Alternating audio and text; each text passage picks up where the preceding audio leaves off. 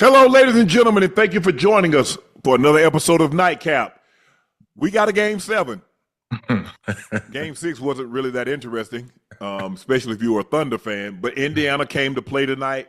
There was a lot of speculation of whether or not Tyrese Halliburton would play. Not only did he played extremely well. But again, it was the bench, T.J. McConnell, Obi Toppin, that got them going, and they did not look back. I am your favorite Unc, Shannon Sharpe, and tonight is a two-man show. No help, just the heavy lifting, me and Iso Joe. Little Rock native, University of Arkansas alum, Big 3 MVP, Iso Joe. Joe, we're going to do it, baby. 2 hours of just Iso Joe and Unc. Let's get to it. All right. Please make sure you hit that subscribe button. Please make sure you hit the like button. And guys, go subscribe to the Nightcap podcast feed wherever you get your podcast from.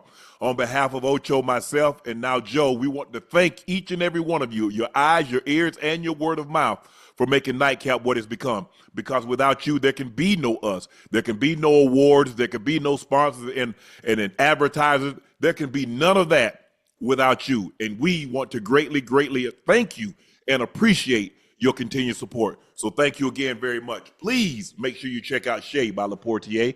We have it in stock. If you can't find it in any city or state near you, order it online and we'll ship it directly to your door. We're coming to a city or state near you. We're just not there yet. Please drink responsibly and stay safe. Check out my media company page on all of its platforms, Shea Media, and my clothing company, 84 with 84 being spelled out. That link is pinned in the chat, and supplies are very limited, and once they're gone, they're gone. So please grab yours while supplies last. I want to thank the Hall of Excellence. I was in attendance last night.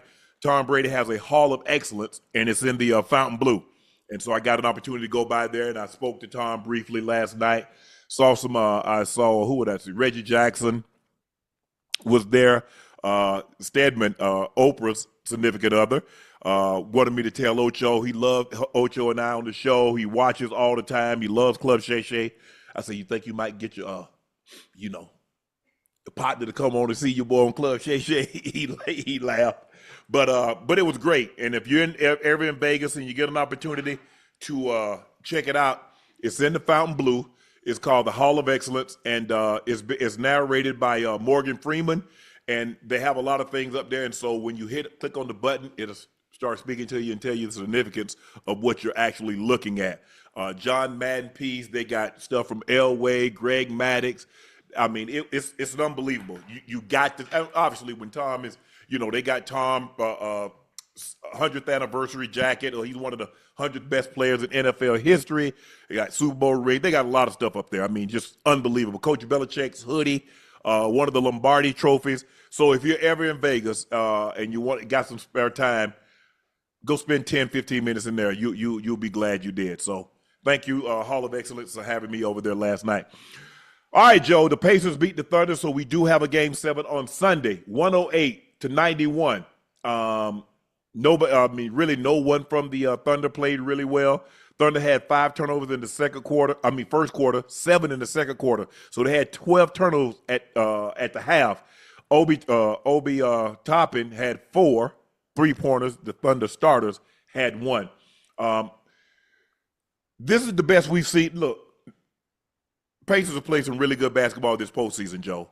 But tonight, the way they swarmed, they forced Shea 8 turnovers. 7 of 15, 0 of 1, 7 of 8, but 4 turnovers, minus 17 in 31 minutes. Jalen Williams, who coming off that, had a 40-point game the other night, played sensational. He was minus 40 in the plus minus. 6 of 13, 0 of 4, 4 of 5, in only 27 minutes.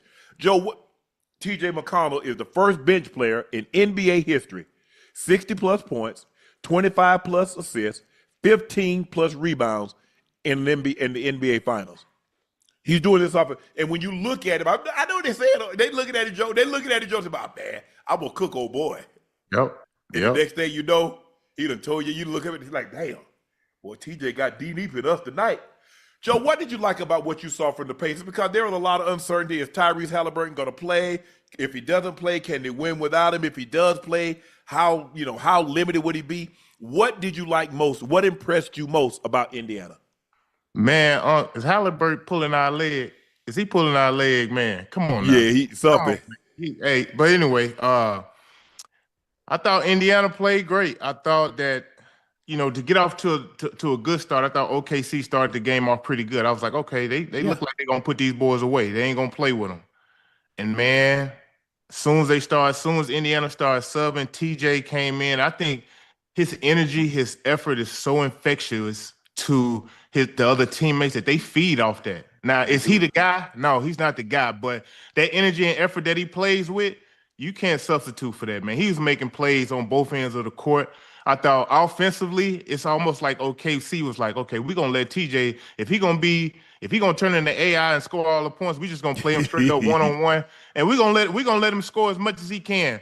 But defensively, he was swarming. You get these other guys involved, and it's like they were like 2 or 3 steps faster than OKC tonight for whatever reason. Yep. After probably the first couple minutes, it's like Indiana took over, man. They never looked back. They killed them in every quarter, except the fourth quarter. The last quarter where you throw away. It don't count because they were down 30 going into the fourth.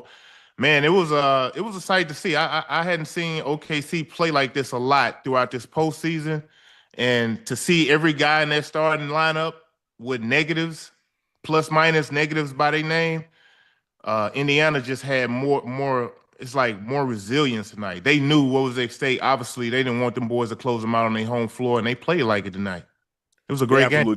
Yeah. Go ahead, Joe. Finish up. I thought they played a great game. I thought their energy and effort was there. Defensively, they were swarming. They killed them in every category. Whether it was rebound them, out assists, steals, like blocks. OKC had no chance. They had no chance. They looked. When they got down, I hadn't seen OKC look like that, throughout this postseason. But when they got down, they looked like they didn't have what it took to come back. And Indiana just kept pouring it. So I give a lot of credit, obviously, to their bench, who has been tremendous. Indiana's bench has been great, throughout this whole postseason. You look at Toppin with 20 points, TJ with 12, and they just had a bunch of guys chip in, man. And defensively, I thought this was probably one of the best outputs that they put out, pretty much throughout this whole postseason.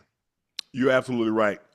It didn't start off very well because I think they missed like their first 8 shots. I mean, they were rushing. It seemed like everybody wanted to make the run by themselves to make OKC give up. But once they got it going, boy, they got it going. They couldn't stop them, Joe. I mean, now all of a sudden they couldn't make a 3. Now all of a sudden they couldn't miss a 3. Right. And once they got it floored, I mean, I was like, man, Indiana's playing extremely well. But then they allowed OKC to close it. And I was like, damn, okay, OKC finished this quarter out strong, because it's always, okay, how do we start, then how do we finish? Right. You're always trying to close out a quarter, end of the first, going into half, going into the fourth, the third, going into the fourth. And I thought OKC did a very good job of that. But, man, when they started that second quarter, they opened up a can on them, Joe. They opened up a can on them, and you're absolutely right.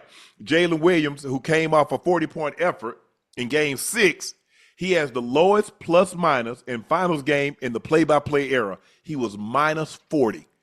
Now, he's going to be looking to get that get-back on Sunday. I don't think Shai's going to play as bad as he played. Shai didn't play that bad. It was just hard. The shots that he normally would make, he didn't get that bounce tonight. But I just think it was, again, you look at it, 16, 10, 17, 14, 20, 12, 6 guys in double figures. Again, they normally keep 5, 6 guys in double figures. Sometimes occasionally they'll sneak a 7th guy in there and get him in double figures.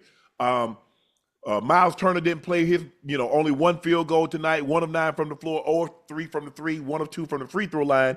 But, man, Siakam was good. Nesmith was good. Nembhard, Tyrese Halliburton was sensational. Obi Toppin was sensational. T.J. McConnell. I mean, what do you say about him? I mean, he's the Energizer Bunny. And I thought in the second quarter what they did is they played him and Halliburton together. Yeah, I thought. And Halliburton didn't really have a problem with him having the ball. He didn't. Hallie looked like he was a step faster today than he was in Game 5. Yeah. And for me, damn, they put up a performance against OKC today. You look at Caruso. He had many points as me and you had tonight. Yeah, he got some cardio in. Yeah, they can't win without their bench contributing unless Shai and Williams go off. Go. But man, it's just look at Chet Holmgren. Like it's just I don't know, man. They seemed a little disinterested once they got down. They just could not get back in the game. Once Indiana went on their big run and kind of separated themselves. I thought that OKC had a run on them, especially in the second half, but Indiana they were flaming, man. They was going. They were going. You couldn't slow them down. I'm talking about everybody on their team was scoring. Defensively, they were in tune. And they just seemed like a well-oiled engine tonight who could not be stopped. And that's uncharacteristic of OKC, especially defensively. Yeah, it really was. SGA, 8 turnovers, 2 assists, tied for the most turnovers in a Game 6 in finals history. Like I said, couldn't get his offensive game going, and he couldn't get anybody. Well, I don't know if he couldn't. No one could make shots. 8 turnovers. Like I said, they had 12 at the half. They did a great job. When he turned his back, C.J. McConnell was looking to pick his pockets. They gave him a lot of different looks tonight. They did a great job, but they knew they had to do a great job or else they were going home. And look, no one wants to lose. It's not easier losing or your loss is a loss. But I damn sure don't want you celebrating on my court. I don't want you celebrating. All my fans done gone home. Everybody disappointed. And the handful of fans that y'all got in there, they said, yeah. And y'all dapping them up. Y'all drinking champagne. Nah, hell nah. Hey, look, I think Indiana really fed off the crowd, especially a lot of them old veteran guys who've been around, played. Yeah, Reggie Miller was there, Ron Artest, yeah. Coming back, showing them guys love, and that's an extra incentive. Meaning, you don't want to lose on your home court like that and have them guys celebrating. And I thought they played like it. I mean, from obviously after the first 3-4 minutes, they settled in, they started making shots, and it was a wrap. Hallenberg didn't even look like he had an injury tonight. The way he did not. But I thought he did a better job of getting to his spot. He's a right-handed. I was watching the thing today, and they tracking where he shoots the ball from. Yeah. Prior to the night, he had only made like 1 or 2 shots in the playoffs and on the left side. So he must have seen all this stuff is to the right. Yeah, he must have seen it too because he started making some shots. He started making some shots over there on that left side. He did. He did. Hey, this game 7, I don't know. I'm gonna be honest. I would not be shocked if the Pacers, because I believe, and we talked about this, Joe, in Game 6. I believe Rick Carlisle should have went with T.J. McConnell. Once Tyrese Halliburton was gimpy, I think he should have rolled T.J. McConnell a little longer. He went back, and I get it. It's a veteran guy. He's the head of your team. But that night he didn't have it, and T.J. was playing extremely well. But you're right. I think that 2-day rest gave him an opportunity to get a lot of treatment, get that thing massaged out. He kept it warm, and now guess what? They got 24, 48. They got about 60 plus hours before they play again. So he gets treatment all the way. What do you think? They'll leave tonight or they'll leave tomorrow since they don't play until Sunday? They probably gonna leave. They probably gonna leave Saturday. You don't think they'll leave Saturday? You think they'll leave Saturday? Have a shoot around in Indy and then go? Probably so, man. This is it. I mean, I don't know what else you got to tell your team. This it. This is the last game of the season. Win, lose, draw. So I feel like Rick Carlisle's done an awesome job this postseason with these guys, and I think these guys are going to be up for this challenge, knowing that, they hadn't played terribly in OKC. They've been in games. Well, remember they ended up winning Game 1. Yeah, they won Game 1. So they feel if you win one time there, Joe, you feel you can win again. Hey, man, you just got to be better than them this last game, and it's gonna be. I think this is gonna be one to remember because OKC, obviously we didn't talked about them being a dynasty. They understand what's at stake. You got guys who didn't play well tonight who obviously gonna be looking to have a bounce back game in a major way. I can't believe they had a performance like this from OKC. I ain't gonna lie. Yeah, they seemed a tad slower tonight. Maybe the Pacers played with a little bit more pep in their step. But they did seem to have a little bit more bounce. And once the lid was taken off the basket, I thought the Pacers started to put it in at a high clip. And now you get one shot, you miss, they go down on the other end and make.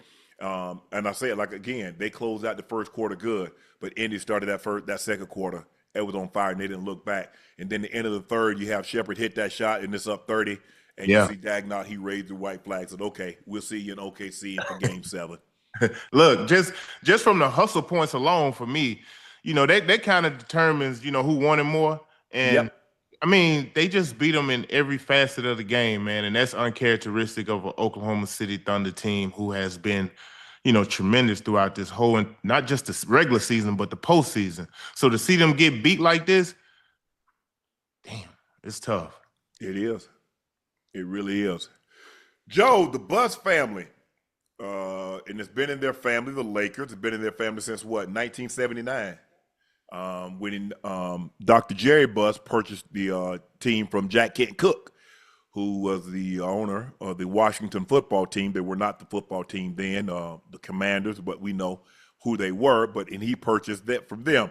So Mark Walter, who also owns the Dodgers, he owns a soccer premier team. Is it Chelsea? What is it? Doesn't he own, I think he owns a soccer. But anyway, he has a lot of money. And he purchased the majority ownership for a valuation of approximately $10 billion, the largest sale of a professional sports franchise in the world.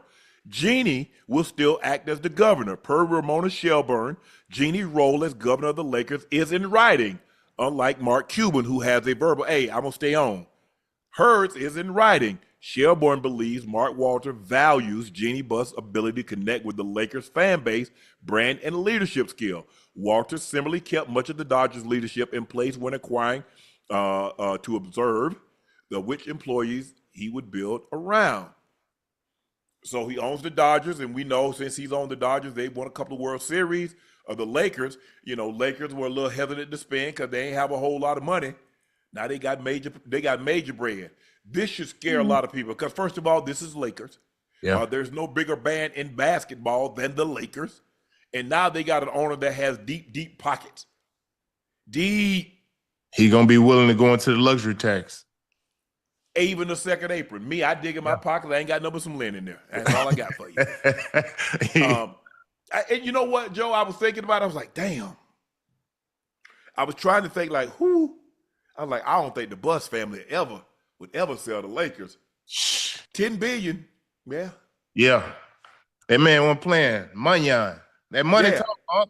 Because you coming to the table like, well, what about $7 billion? See, when you come to the table and you basically spend $3.9 billion more than any franchise because the Celtics just sold for 6.1. So you say, you know what? I'm gonna give you 3.9 more billion than what that team sold for, and that team sold for after they won a championship. Hey, look, he knows it's gonna be worth it. We're having Bron and Luka there. You got two major superstars, and people are gonna be willing to pay the price, the ticket price to come check the Lakers out. So I feel like he feel like he got in on a good deal. I mean, hey, he's been successful, in professional sports. So to add the Lakers to it, man, that's you add the Lakers to your portfolio. It's you got to feel pretty good about that. Yeah, hey, look, it ain't gonna get much bigger than that.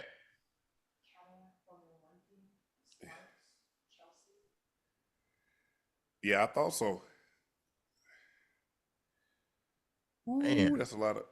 He owns the Lakers now, the Dodgers, Chelsea. He owns a F1 racing team, LA Sparks, and the Professional Women's Hockey League.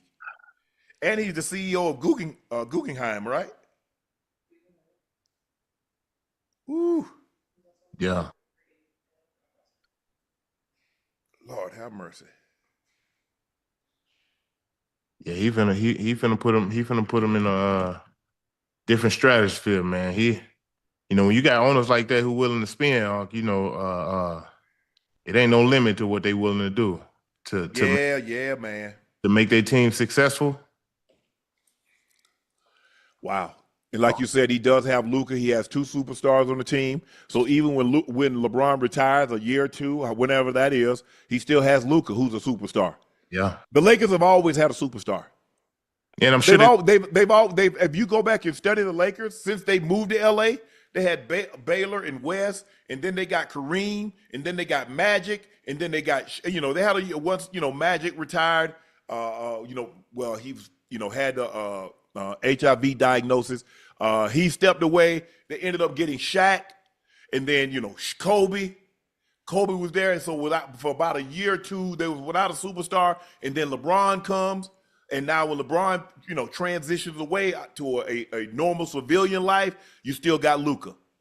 So for the better part, since they've been in LA, especially since the '60s, they've had a superstar, and that's what if you're in LA, look, LA is about superstars. It's really that simple. You go back and look at the Dodgers, whether it was Koufax or all the people, the guys that they've had, you that's what you need. So think about this.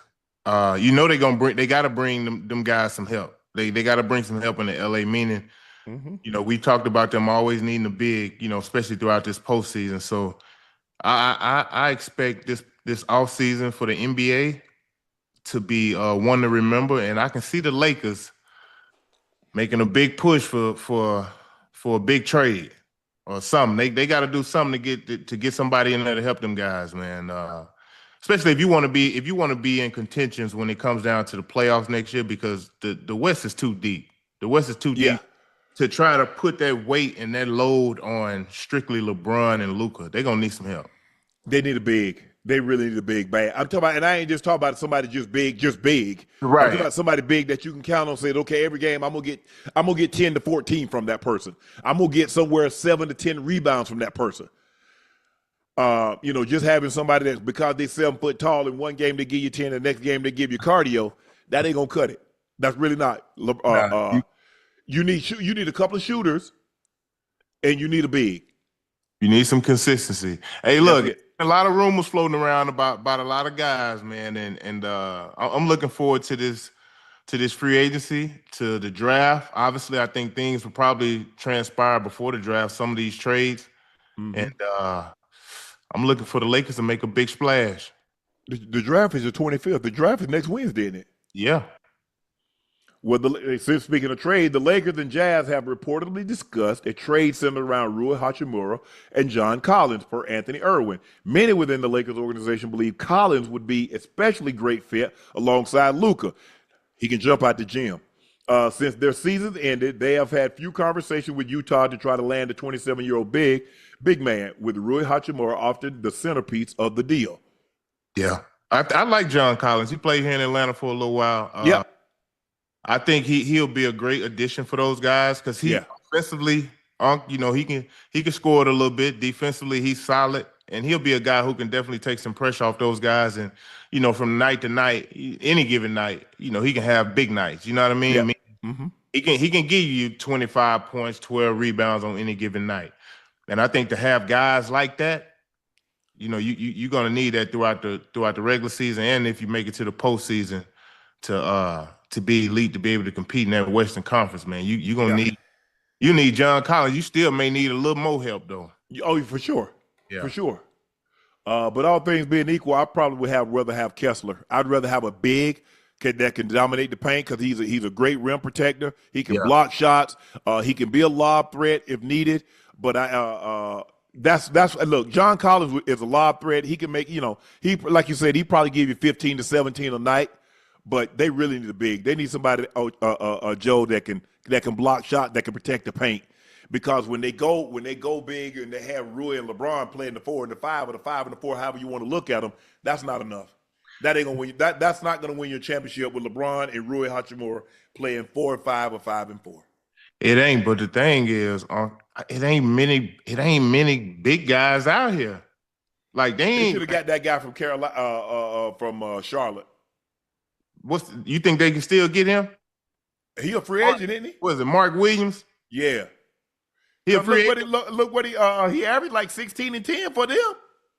Yeah, I know, but they get a big to average 16 and 10. Oh, they go into the Western Conference Finals. But he's on a bad team. Can he do that with the Lakers? You think he can? Expectations are going to be different, Joe. It's going to be a lot different.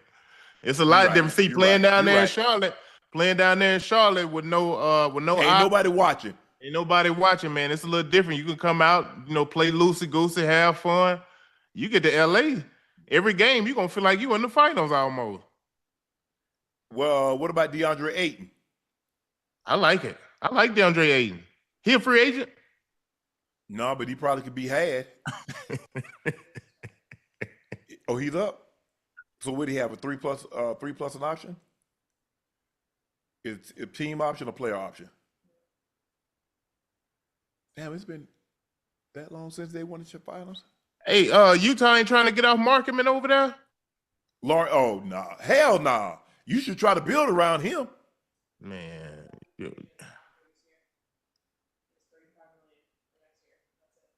Oh. Well, he's good. Ayton is good because he has an expiring contract. He only has this last year coming up, so he's a prime candidate. You know, NBA they love getting them guys on the last year of a deal, Joe. Cause you know what you're gonna get out of them. You're gonna get the best. You're gonna get the best out of them. He tried to get that moolah. He tried to get that Skrilla. You already know. Hey, the way they giving out nowadays, boy, you be a fool not to be out there and give them your best. Oh yeah.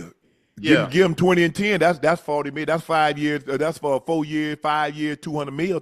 I like Aiden. I think you can even play through him a little bit. You know. Oh yeah. Time. But I don't know if that's gonna happen, Unc. I know it's wishful thinking for you. You know, you. Joe, Swaggy P had a hot take this morning. Tim Duncan Spurs was not a dynasty team. Man, I ran into him a few times. What was that? 2002. I was playing with Stephon Marbury. He was a point guard. We were a seed playing against the Spurs, who was a 1 seed. I think that was Amari's rookie year. We played them and we won game 1, Unc, in San Antonio, but after that, it was a wrap. It was a wrap. Then a couple years later, we get Steve Nash. Obviously, we the best team in the league, and they beat us again. Like, they have been in the way. Like, the San Antonio, what you mean they ain't been a dynasty? I don't know, but because I want to know his definition. I mean, you look at all the championships they won. They won in '99. Yeah. They won in what, 03? They won in probably what, 5? They won in 7. He ain't said they wasn't. He ain't Swaggy. So I want to know what his definition is, bro. You can be a dynasty. Look, I think the thing is what happened. Unless you won a three-peat like the Lakers, like a Shaq and Kobe or Jordan, you're not a dynasty. That's bull jive. Yeah, that nah. Bro, they won 4. They won 4 championships in at least a 10-year span. Yeah. What is that? I would definitely call it a dynasty. How many teams other than the Celtics, the 60s Celtics, can say they won 4 championships in a 10-year span? Basically, you're looking at the Celtics and you're looking at the Bulls. Right. The Bulls won 6 in an 8-year span. But I'm trying to figure out, so whom else can say that? Nobody. So I guess you're gonna say what the dynasty, the Warriors. Warriors are not. I mean, by his token, the Warriors are not a dynasty. Just because you don't win time, I guess you can say, well, they didn't win because the Spurs, they never did win the title back to back. But 4 in 10 years. So no, it might have been shorter than that. 99, 03, 05, 06. No, that'll be 5. I'm saying, but they won 4 in like an 8-year span. So 99, 03, 05, and then they won what, another 7 in 7? You know what it is? Yeah. What? You know what it is? Yeah, bro. Come on, bro. They won 4 in 8 years. Because from Swaggy probably thinking like, they wasn't exciting to watch. No, they're not. They're broccoli. Exciting to watch, but it ain't good to you, but it's good for you. They got it done, man. They got it done. I don't care how you cut it. I definitely consider them a dynasty. Yeah, for sure. Yeah. Oh yeah. Yeah. Look, you look at what they had. They got Tim Duncan, who's you can make a case that he's a top 10 player of all time with his accomplishments, both offensively and defensively. You look at Tony Parker, and look how they did it. With the exception of Duncan, did you actually think when they got Tony Parker and they got Manu Ginobili, did you think at what point in time did you say, you know what, Manu Ginobili, he's going to be a Hall of Fame player. Tony Parker's going to mess around and be a Finals MVP. They wasn't. I mean, I don't understand that Parker was a first-round pick, but he wasn't highly acclaimed. He wasn't no lottery pick. He wasn't. With Tony Parker, like 19, 20 something. That was my draft, Unc. That was 01. We came in together. What pick was Parker? Parker's like number 22 or something like that. Yeah. Yeah.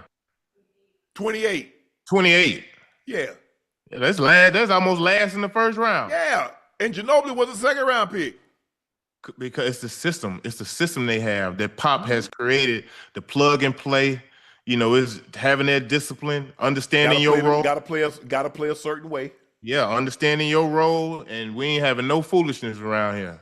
You hear me? Ain't gonna be no foolishness. Hey, we gonna be led by Tim Duncan, who has been awesome since he's came into the NBA playing next to David Robinson. Yeah. Man, hey, plug and play, baby. They had the luxury of when Tim came, Tim was a grown-up. Yeah. He spent 4 years in college. So he wasn't 18, he wasn't 19, he wasn't 20. He was a full-grown man. And you don't get that today. And he conducted himself as a full-grown man. And, Coach Popovich and Coach Belichick, they get along. They're a lot alike because Timmy allowed Coach Pop to coach him hard. Yeah. Tom allowed Coach Belichick to coach him hard. So if your best player is getting coached hard, how you think you're going to get coached? Right. How can you complain when they don't complain? You Timmy can't. never complained. And the thing, and that's kind of what ended up breaking the Spurs up because everybody up until Kawhi allowed Coach Pop to coach him a certain way. I agree. Kawhi was very unique and Kawhi was different. And sometimes the best job, sometimes as a coach, you have to understand who you can ride and who you have to pat on the back because you can't put your foot in everybody's butt because some guys are buck. You're right. Hey, look, Uncle, you got to think about this too. Before they got Tim Duncan, they were one of the top teams in the NBA. And then I think they had an injury. I don't know David Robinson got injured. That's how they end up getting. That's how they end up getting Tim Duncan. They had them twin towers, and it's like they were cheating. But yeah, you're right. I thought Tim Duncan came into the NBA and he was very mature, for a rookie. And you don't necessarily see that, meaning you could play through him. He was so dominant at that power forward position. It wasn't many guys who could stop him. No, he understood the system. He played within the system, and they dominated. I think that was the lockout year when he came in. Yep. Yeah. Yep.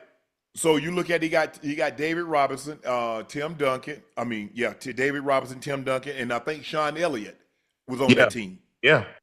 Yeah, they had some great veterans. Avery Johnson. So look, you got two top 75 players with David Robinson and Tim Duncan, even though Timmy was a rookie. Right. But he was mature. I think the last senior to be number 1 overall was Kenyon Martin, which was the next year. Yeah. Yeah. So now guys are coming out of freshmen.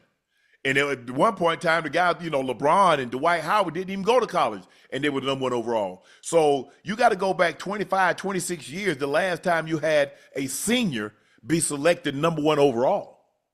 Because people look at the senior, Joe now with the money being, they're like, bro, if you that good, why you still in college? That ain't look. Even if you're a junior, bro, you that good, what you still doing here? Hey, because when I was in college, that was the thing. It was like, man, if you stay more than 2 years, they're going to think something wrong with you. Mm-hmm. And, I got that from the late, great Wallace Prather, who coached the Atlanta Celtics out here in Atlanta. When I was a junior in high school, I came out here and played with the Celtics. And that's one thing he was telling me, man, you stay longer than 2 years, they're going to think something wrong with you. Yeah. Nowadays, you ain't getting it ain't going to be no number 1 pick as no senior no more. No. Ain't gonna see that no more. No. And it's about even with the NIL, they're like Cooper Flag should stay another year for what? Cooper Flag ain't staying no more. The whole objective is get to the NBA or the NFL. Okay, if I can collect $5, $6, $8 million and get there in the same amount of time, no. All they did was speed up the process. Yeah. My ability and the ability to enter into the draft. Now it's different than the NFL because you can't go before your junior year. But other than that, I'm not waiting around. I'm trying to get to the bag as soon as I possibly can. Yeah, because the sooner he get in there and play, them he get them 2-3 years up. Now they're gonna guap him down. Exactly. Joe, there's been some drama recently surrounding future pick Ace Bailey. Bailey reported canceled his pre-draft workout with the Sixers. The Sixers have not ruled out selecting Bailey with the number 3 overall pick in the 2025 draft. Teams feel Bailey has received poor advice during the pre-draft process after agent demanded payment for interviews. Ace Bailey reported has Omar Cooper, the father of Sharif Cooper, representing him as an agent. Bailey remains the only U.S.-based prospect yet to visit any teams. Joe, if you could offer, you went through this process, you played 15 plus years. What's some advice you would give Ace Bailey if you could get his ear? For me, man, I would tell him at least hear some of these teams out.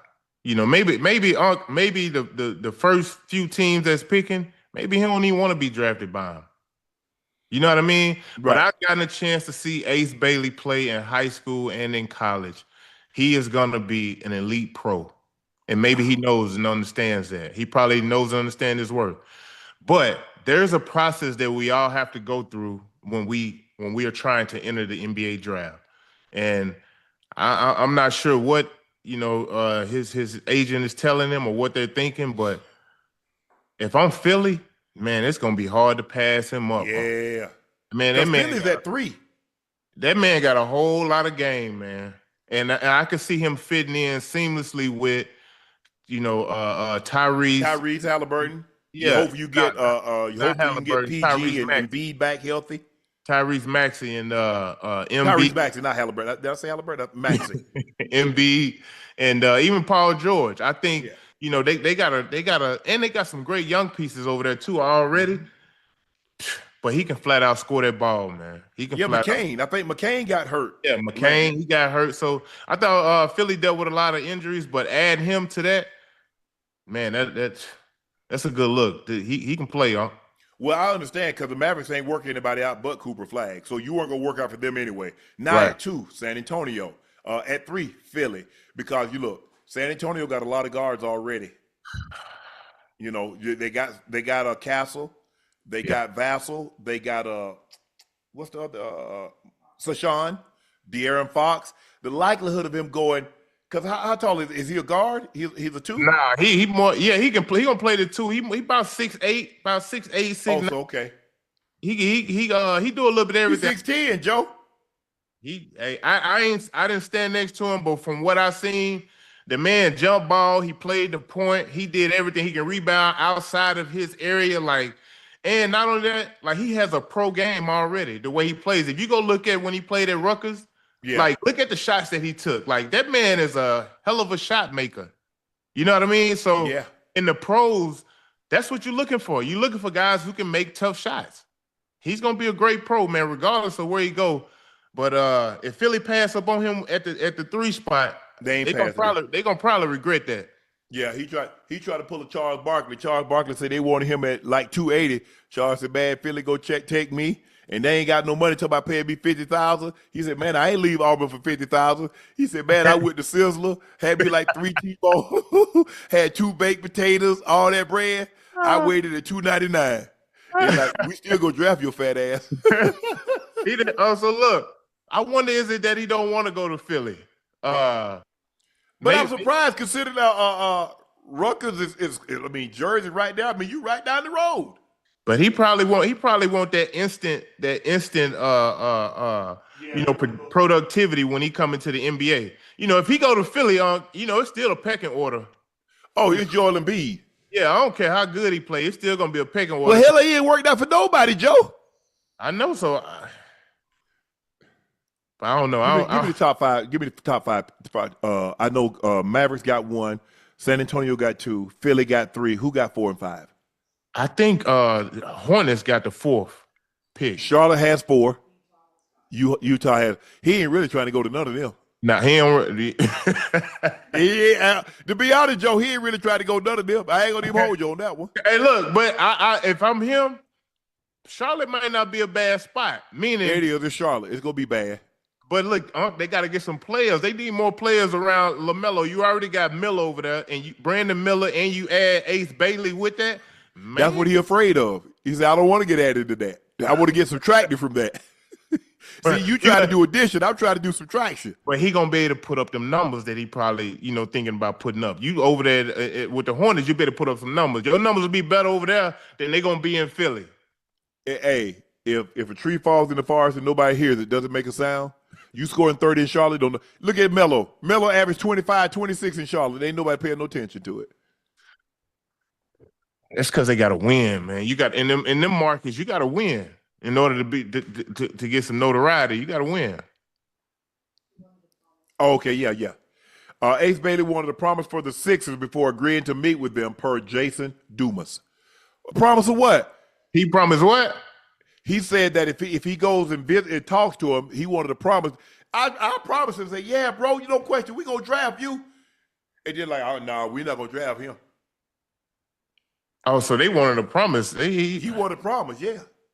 He probably feel like he number one pick worthy, but obviously, you ain't getting that.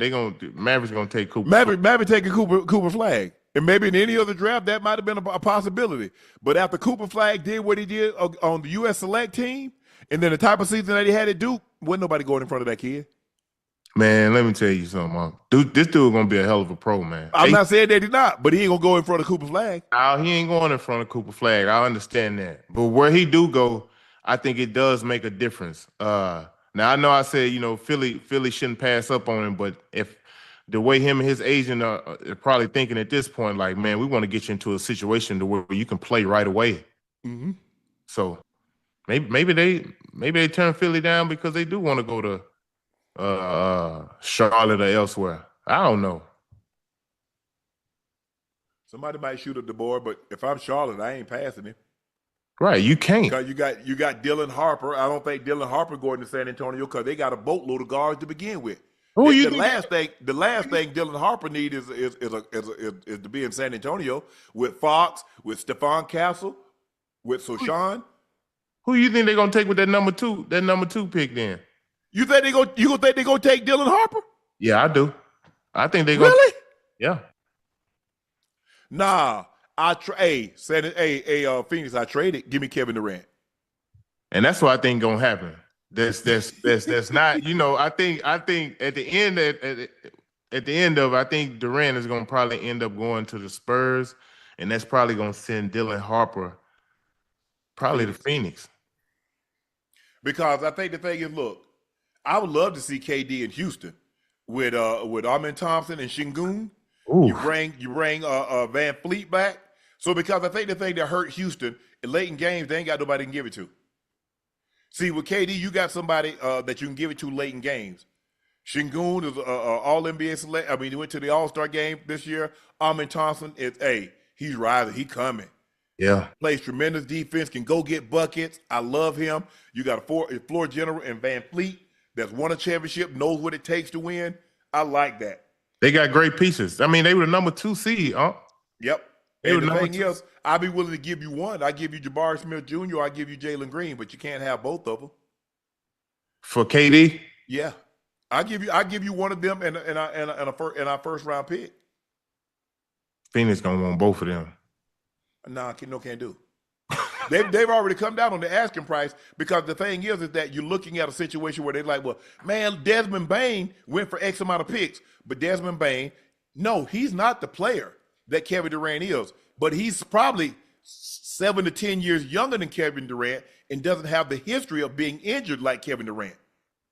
And Orlando was in need of some shooting.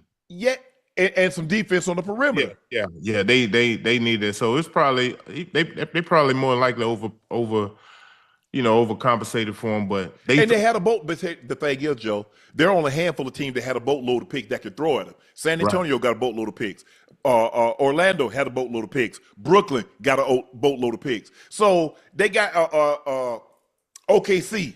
So you got 10 first-round picks. So who cares the heck if you give up 4 of them?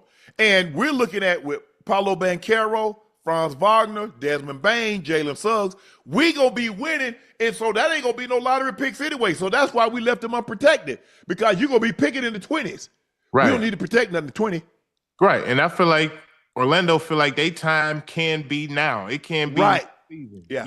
Because looking at the East, it's wide. JT's hurt. He going to be gone for at least a year. oh, man, Durant going to San Antonio. Yeah. He going to San because you're right. They not going. I can't really see a rookie helping San Antonio get to where they're trying to get to at this No. point because they got so many. They got enough young players. Hell, Wemby only did third. Really, Wemby will really be a second year because he played less than half the year.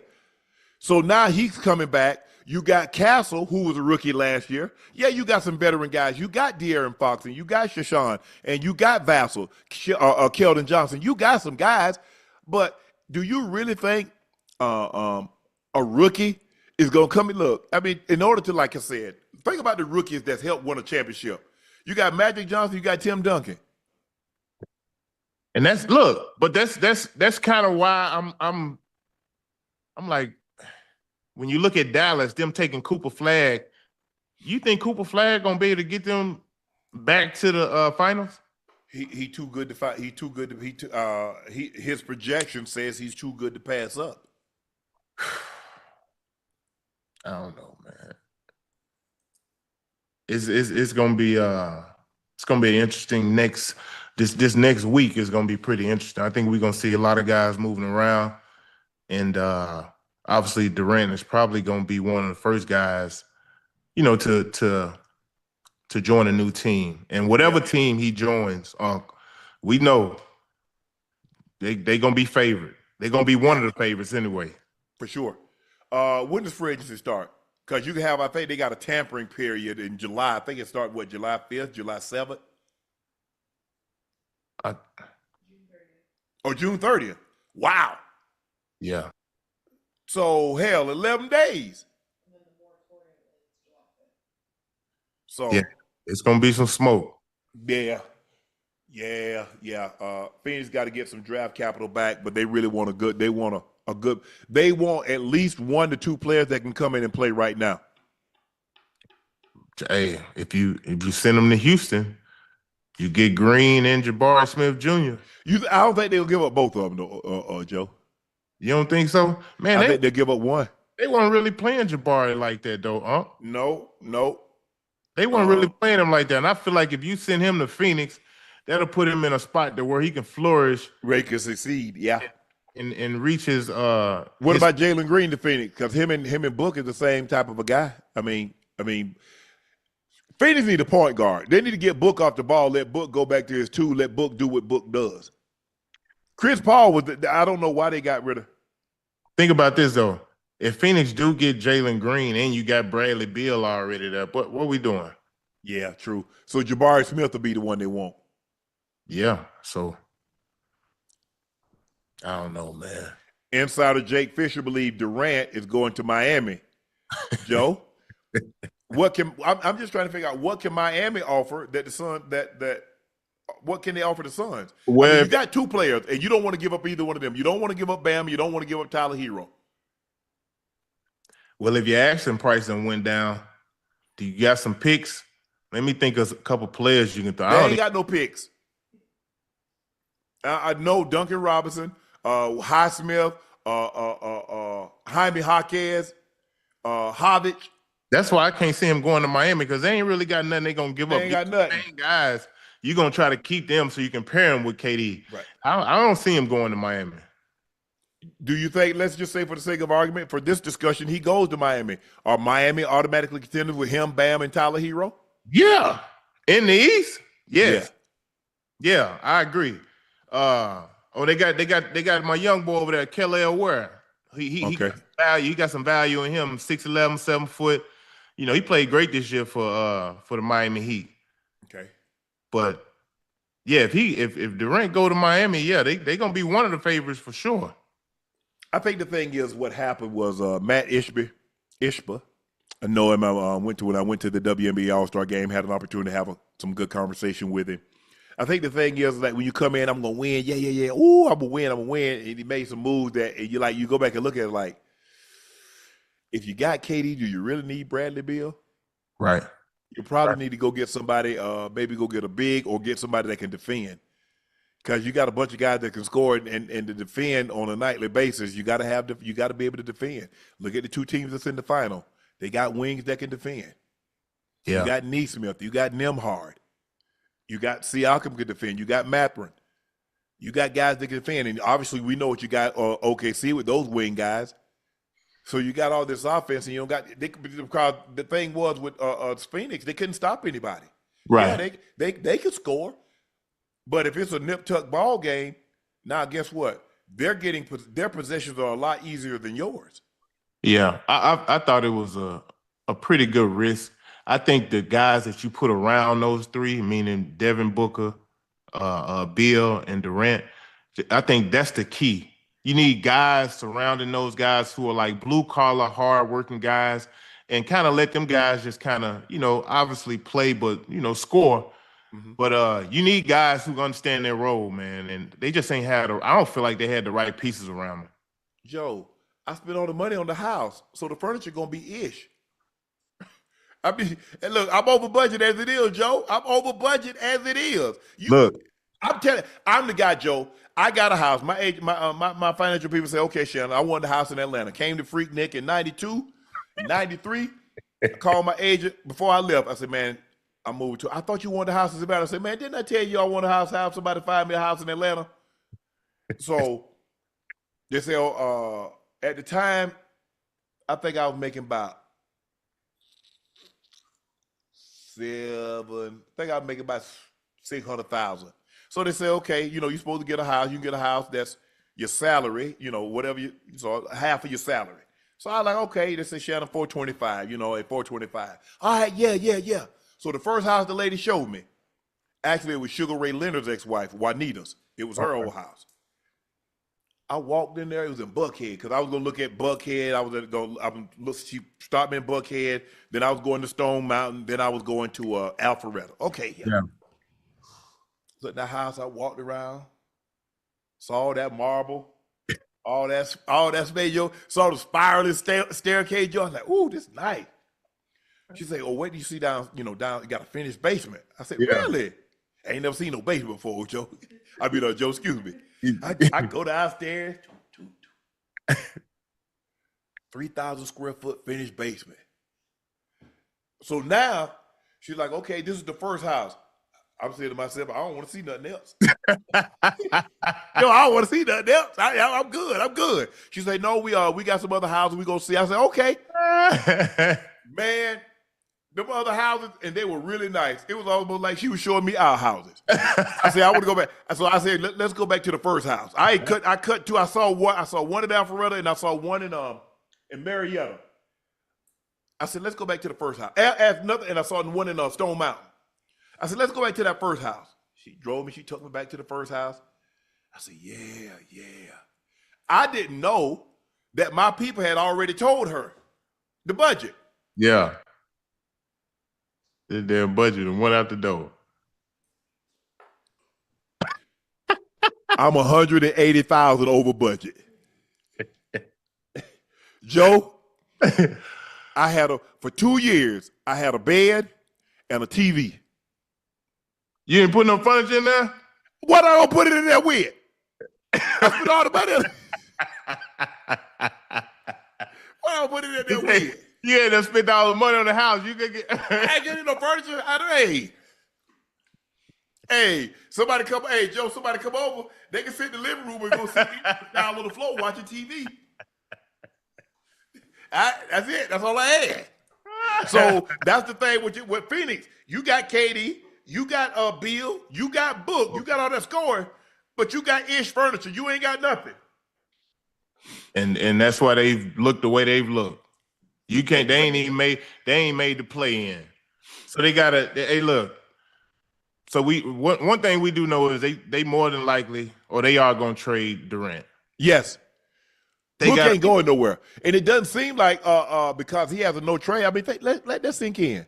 Bradley Beal and LeBron James are the only two players that have a no trade clause. Yeah. Hey. So now he control it. You can't control it. You can't trade him. He can like, yeah, we're going to trade you. No, I'm not going there. All right. Damn. Because I think they want to go. Damn. Because they wanted to get off Bill, but they can't. They can't. So they got to make it work. So that's why I say you got to. If I'm Phoenix, I'm going with some young guys who have proven that they can play in this league. Mm-hmm. Houston, for me, Houston would be. Oh, Houston, yeah. Because I'm saying if you can get back Green and Parker, Jabari Parker, like No, Jamar Smith. Jabari Smith Jr., man, that'll help your team, huh? Yeah, for sure. That'll help your team. Now, the problem you're gonna have, because both of those guys love to score, and you got Bradley Beal with Devin Booker and Jalen Green. Yeah, you might be back in the same position you was You're gonna be in in. the same spot. But you do have a big, an active big.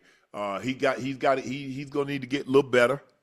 Yeah, I think he will. A little bit more bricks in his pocket. I think, his limited play time, because you had Şengün playing so well.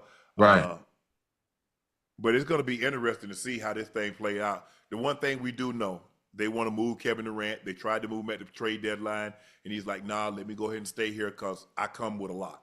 Yeah. And I'm gonna need some time to integrate. I'm gonna need some camps and some preseason to get into the flow of things. But man, if he go to San Antonio, that's gonna be cheating again. Yeah, him and Wemby and Castle and De'Aaron Fox. San Antonio gonna be right back. Yeah, because they got. I mean, look, OKC got the picks. He's not going to OKC. Nah. Brooklyn got the picks. He's not going to Brooklyn. San Antonio got picks. Houston got some picks, and they got some players. See, Houston and San Antonio have picks and players. That's why I think this is going to be one of them two teams. Mm-hmm. He already said he wanted to go to Texas, or a team with no state tax. Yep, Texas, the Spurs, Rockets. Hello, there you go. I don't see the Heat. I don't see the Heat happening. I don't think they got enough. I don't either. But to help Phoenix, fulfill anything, to get back some that's worth the value for Kevin Durant. So I don't really see that in Miami. I don't see it. One draft lottery prospect reportedly refused to work out for the Hornets because he didn't want to play with Lamelo Ball. So damn, they hating on Melo like that? Man, I thought Lamelo's one of the little YNs that everybody, look up to. Yeah, we like him.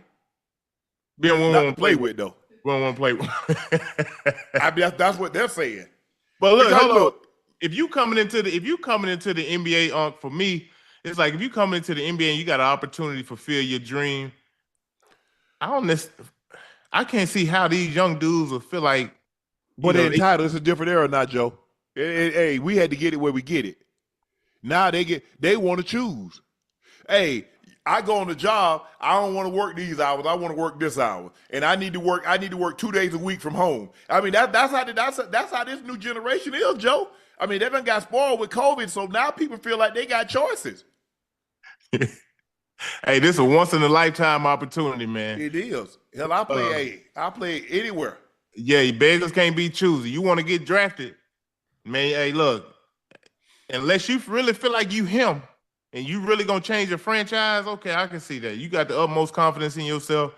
But to say you don't want to play with a guy, man, you don't know what it's gonna like when you get on that. You don't know what it's gonna be like when you get on that team. Yeah. I can't. It's hard for me to. They different now, Joe. I know, man. I know. They different now. They different. It's not like, when it came up, we just, hey, we happy. It's like you used to be happy to have a job. Man. Now you going in telling people, look here, I want this job and I want to work these hours. I want to work this much money. I need this holiday off. I need this how much time for vacation. Hey, when I came into the draft, I worked out for the top 10 teams. I'm talking about. Damn, Joe, you were tired.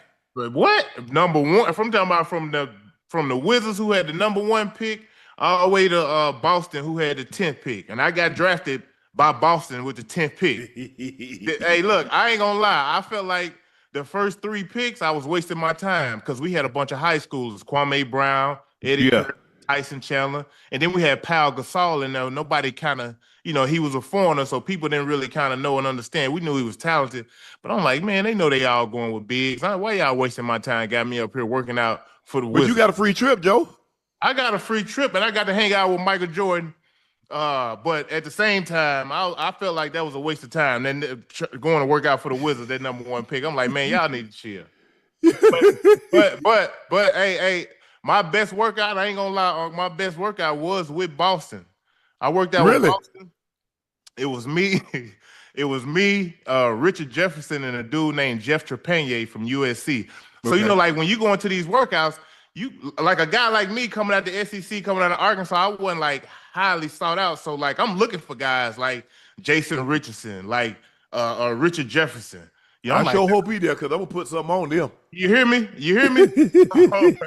So we worked out in Boston. That was by far my best workout. I probably missed like 2 shots the entire workout. We played one-on-ones, a bunch of shooting drills, off the dribble. Like it's so much, they wear you out. They wear you out in these workouts, and they try to see what do you have, or how can you get to that next level when you get fatigued? What is it like? Yeah. What is your play like when you get tired? And that's what a lot of these workouts are about. You know what I mean?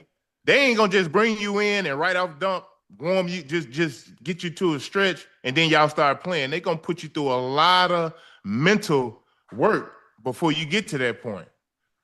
And so a lot of these guys got to know and understand, man. Them. Hey, look, I used to live for them workouts. I worked out for 10 teams. 10, Well, they would. Hey, every couple of days I was flying to a different city.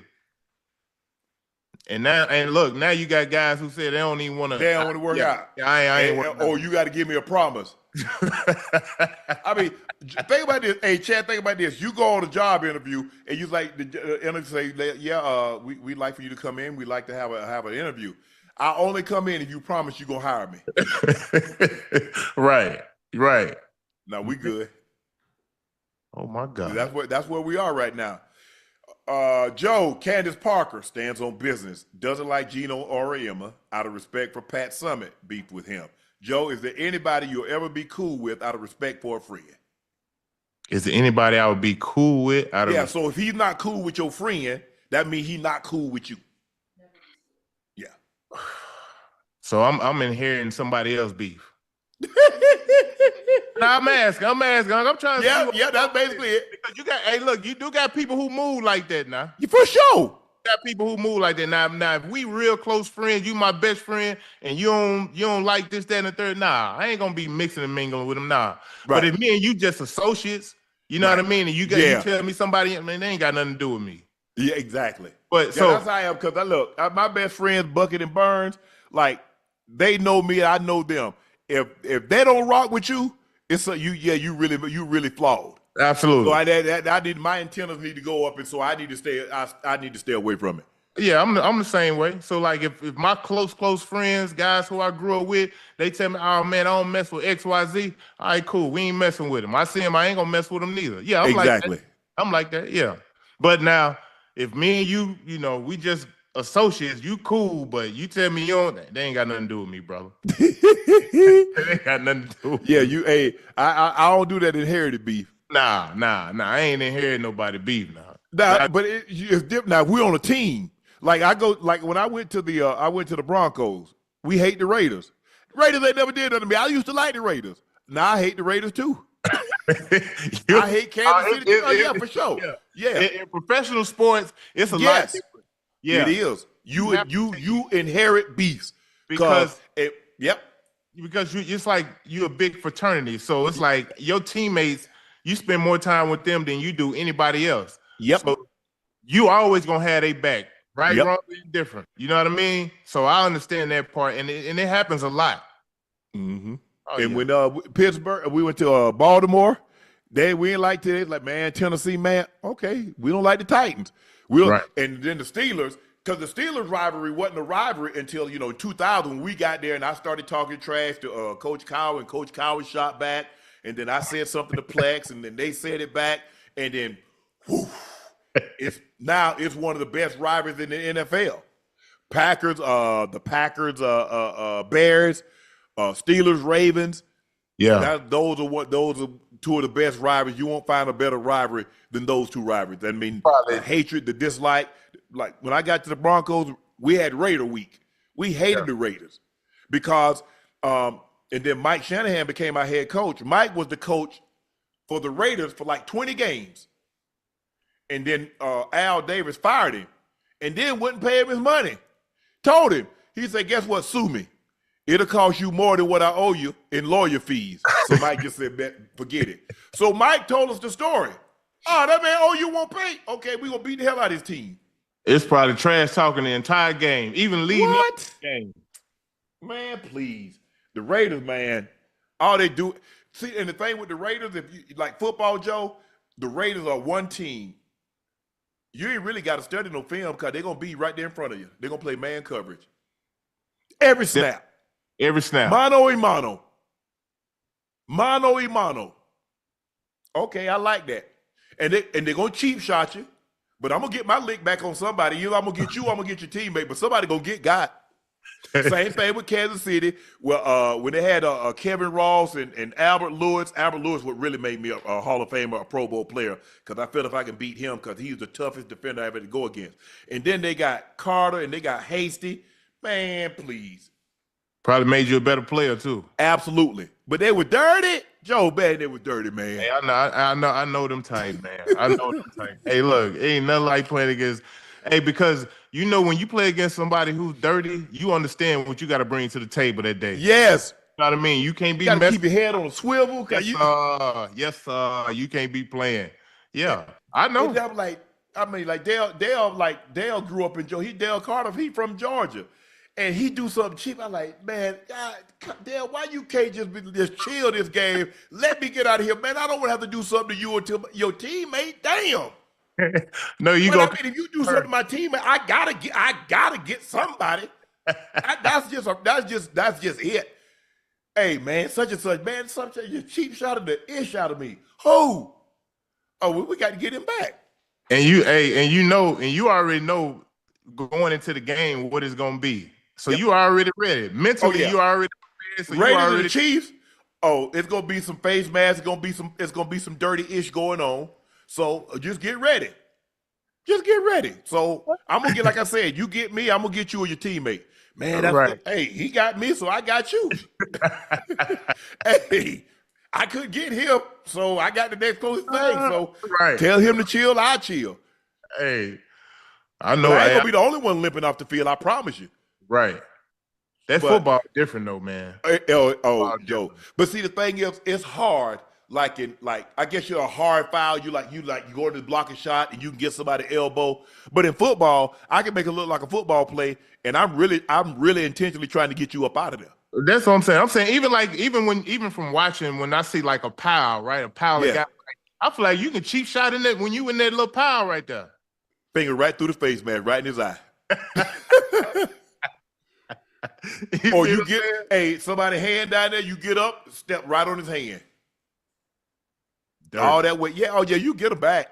Yeah, but see, and when I was in the league, you can't do it now. The blind side block, the crack back. Oh, I'm trying to get you up out your helmet. I'm trying to put my helmet right here. They ain't playing no more. They won't let you. No, they won't let you do that. Yeah, they'll find the hell out you do that. First of all, they go throw a penalty, and then you go get that FedEx letter in your locker on Wednesday.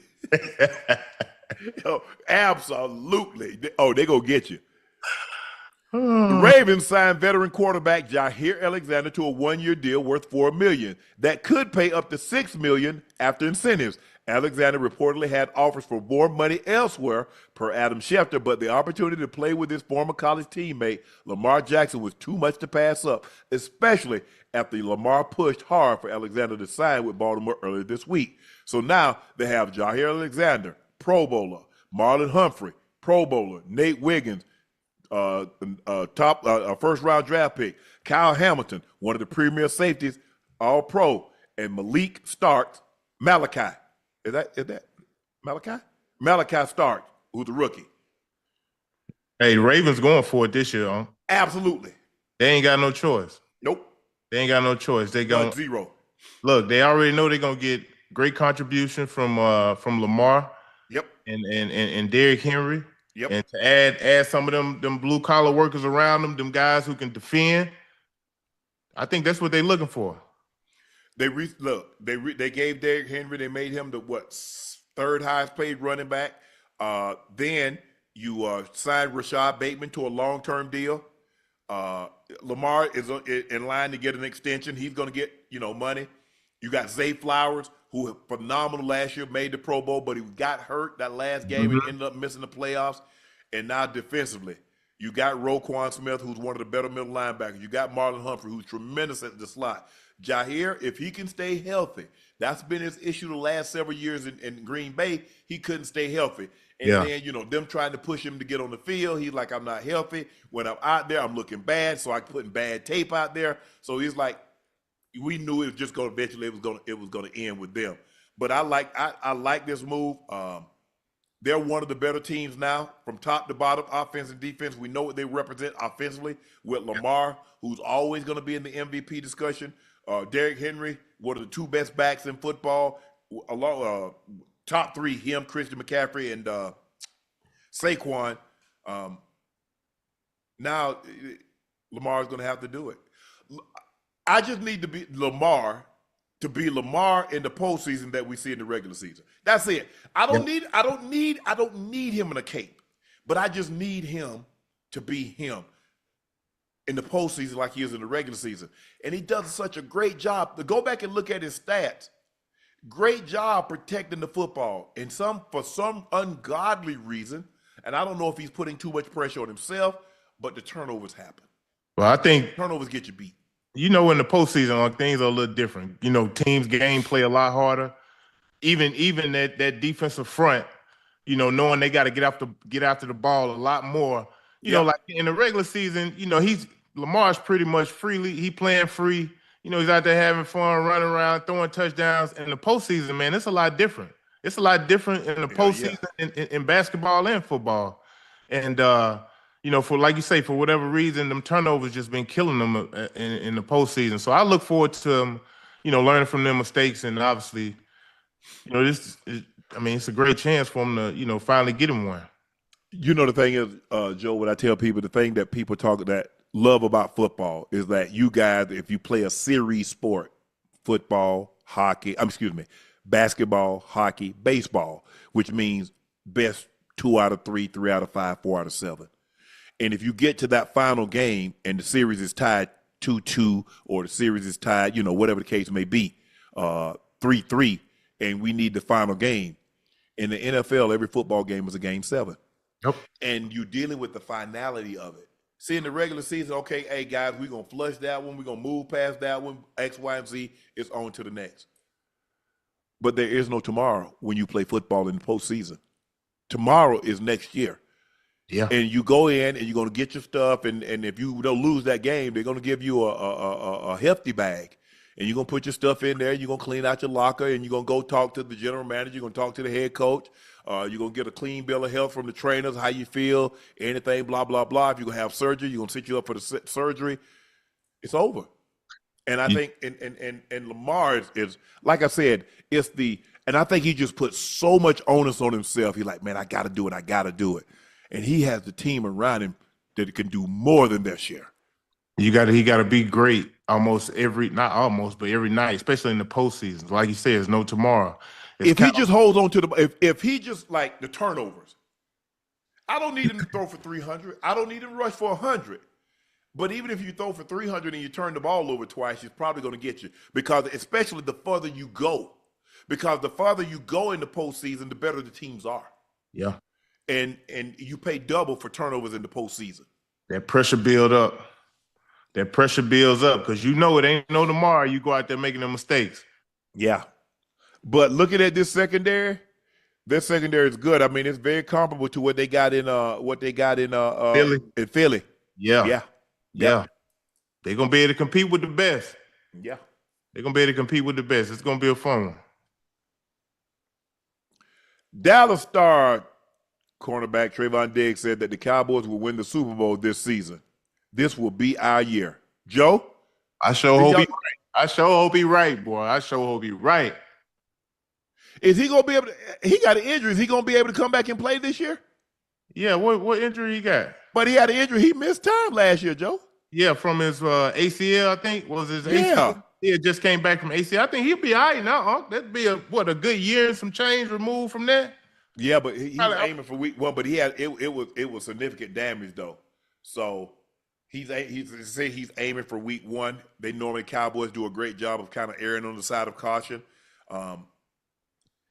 Man, before he got that first injury, man, he was special. Now look, he's a feast of famine guy, Joe. Now he gonna get you now. If you don't double move him and you just let him sit back, he gonna get you now. And because he went to college as a wide receiver, Coach Saban moved him to defensive back. So he got the receiver hands as a DB. Yeah. Look, I sure hope he right, if we hold on. Come on now. Hey, look, I like the confidence he leading with, okay? You do realize that in order for them to get to the Super Bowl, they got to go through the Eagles, right? Detroit, Green Bay, San Fran. We just gotta be better than them for one game. Y'all ain't been better than nobody for a lot of games last year, remember? We trying to move forward. We can't continue to we can't continue to backtrack and talk. We gotta move forward. And hope for the best. All right. So I like how he thinking. I love his confidence. And hopefully. What if Mike ain't there? Y'all ain't signed Michael yet. Y'all ain't gave Michael his money. Come on, you know we're gonna get that man his money. He gonna get his money. Why y'all gotta wait till the last minute? Man, you knew the prom. You knew the prom? You knew you were a junior or you were a senior, and you knew you wanted to go to the prom. Why you wait the week of the prom to go try to get a tux? Listen. Y'all, you got to go out there with DuckTales. you know how Jerry Jones operate. He gonna pay him. He ain't gonna have no choice. He gotta pay him. He got no choice, and he want more money than Myles Garrett. Manyan. Ching ching. He said, he gonna want 42, 43, 44 per. He gonna get it, huh? Yeah. He gonna get it. We just need him to stay in shape. We don't need him to miss no camp. We don't even miss none of that. I hate when them dudes be missing camp because coming into camp, if you miss camp and then you come back the week we play, man, come on. It ain't gonna be pretty. You know it ain't gonna be pretty. We need you out there on that field, baby, with the squad. Yeah. But hopefully Trayvon is healing up good. And he'll be, he's aiming for week 1, and we'll see how that turns out. New coach, new defense. So it's going to be interesting. Yeah, we need. Adrian Peterson got into a scuffle with a poker player following a dispute over a hand. We got the video? Oh, snap.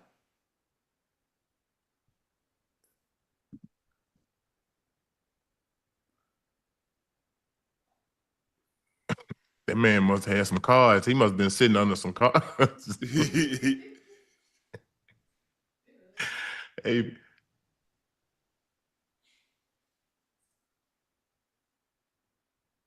I'm talking about. And I guess they were good friends. They've been friends for a while. So and they just letting the melee. Oh man.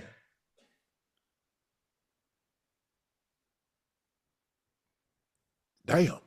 Man, he wailing on him. Man, what? Damn. What that's about, huh? Hey. Somebody that cheating. I read a little bit about it. And Adrian Peterson say, we've been friends. It's kind of like brothers. Hey, that it happened. It is what it is. And we moved on. We cool now. Oh, no, we not cool. You and your brother ain't fighting like that in public. No. And guess what? We can't be cool like that. You swinging on me like that. You hear me? Yeah, I got to get my leg back. Yo. Somebody was up in there cheating. Somebody had to be cheating. Man had to be sitting on some cards or something. They playing poker. Right. Oh yeah. It had to be for you to go at your mans like that. Yeah. I don't call that no friend. Somebody done lost a couple of hands. Somebody done lost their ass, Joe. There we go. There you go. You already you get you fired up. Hey, you catch a bad beat. Joker best right to hit that thing on the river.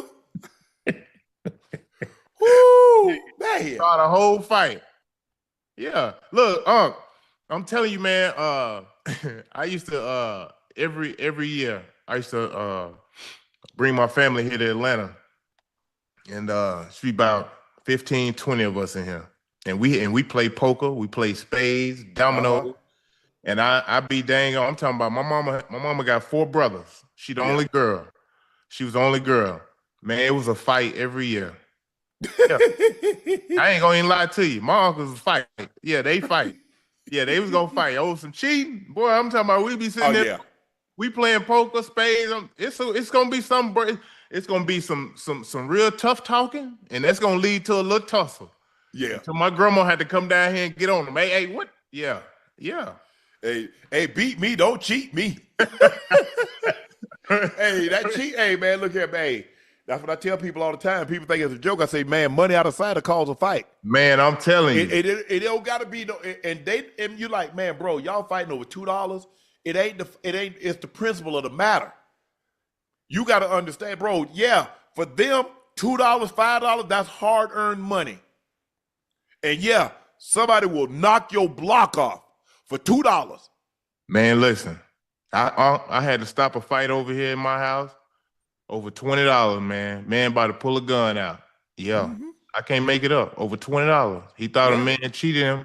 Over $20, man. He ready to pull that thing on him. Man, you can't let man up here. You can't come to the house. You got that strap on. You got to leave that in the truck. Because sometimes, Joe, you get so mad, you will react so quick, and you be done pop somebody. You like can't take it back. Can't take it back. Nah, bro. It's a wrap. Yeah. But in college, man, cheat all man. They used to cheat. Man, you cheating. You renege. You say, bro, it's cars. Sit down. Who cares? Ain't no money at stake. It's just, man, look. It's something about us, man. And don't get to drinking. You know, anytime alcohol involved, Joe, gonna be a lot of tough talking. That's gonna lead to some tough. That's what that alcohol do. What you go? Yeah. You're right. That alcohol bring all that tough talking out. So look, and then next thing you know, it's a big fight. So you're right. You put that alcohol mixed in with that gambling. Man, that's why I hate. Man, I hated when the weekend come. When I was in college, man, Joe. Hey, look, it was one thing if you had to go to, somebody got to, have a keg party. It's one thing to go get them and they fighting somebody else. But when it's your teammates and you know how much testosterone guys got, and guys don't want to let ish go, cause whoever lose, when you come to stretching, and I'm in the line, and you come out there with your eye closed. We're not going to hit it. Going into the cafeteria. Oh man. Hey, that bus ride. But we're not letting that go. Hey, but and look, I done hung out with football players when I was in college, so I know. Boy, hey, look, it don't take much for y'all to get y'all ready. Don't take much at all. Look, you go to one of them Q Dog parties or one of them Kappa parties, man, listen, you already know what's about to go down. I said, bro, why y'all go?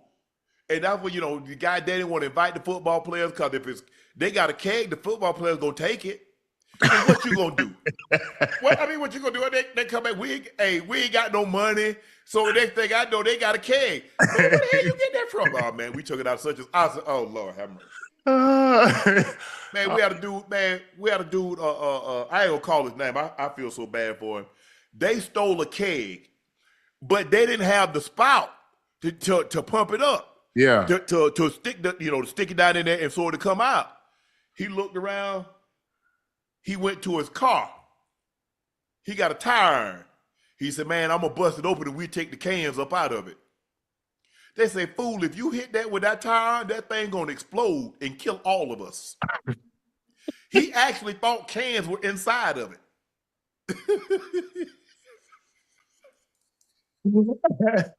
Man, I say, bro.